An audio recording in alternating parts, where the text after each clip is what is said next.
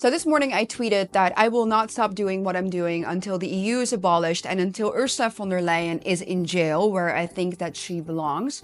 And I figured it might be important to just go over who Ursula von der Leyen is, what she is responsible for, which I think she's responsible for the downfall of Europe essentially, and what she is currently doing, because it's a lot to keep up with, and it's a lot of insanity especially to keep up with, that she has announced in the past, let's say, 2 weeks.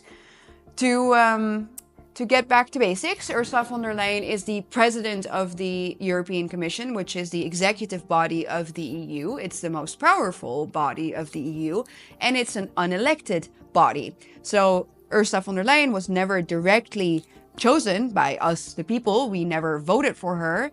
No, Ursula von der Leyen instead was nominated as the president of the European Commission back in 2019 and was renominated in 2024, even though Ursula von der Leyen is under investigation for corruption.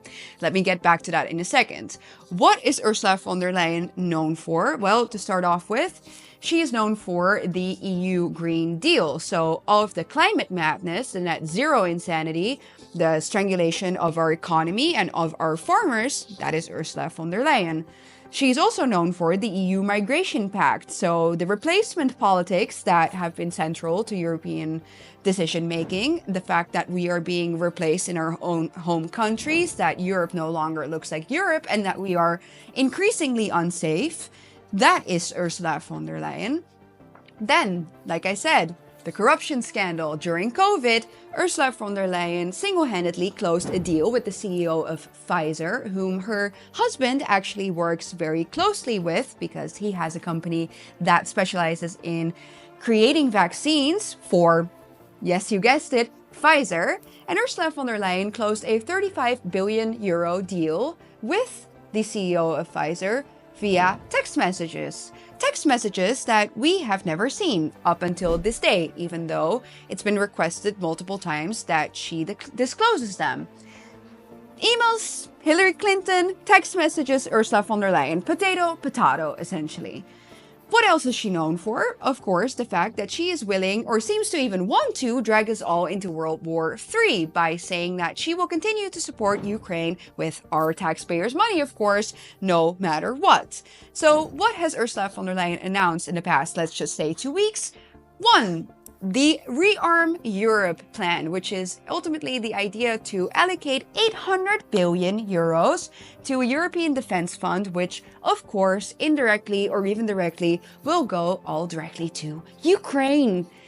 What else? 4.4 billion euros for a genocidal anti-white regime in South Africa to establish a energy transition, which of course is completely useless, will never happen, but we, the European people, are paying for it.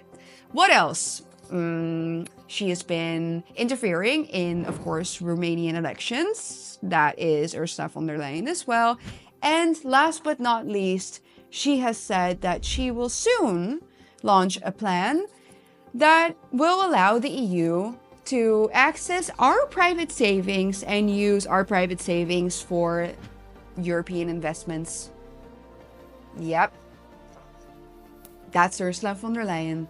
So when I say that I think she is single-handedly responsible for the downfall of Europe and personifies, let's just say, everything that is wrong with modern politics, everything that is going wrong in Europe, then I mean it. I think that is on Ursula von der Leyen, first and foremost. I mean, the fact that her position even exists as the president of the European Commission, in which she gets to act as if she's the supreme leader of this continent, that she is the queen of Europe, is a problem in and of itself, because we never elected her, so we can't unelect her. We can't get rid of her through democratic means. So what has to happen? The EU needs to be abolished. It's the only option. The only option in which we will take the power away from these unelected bureaucrats who are destroying our continent.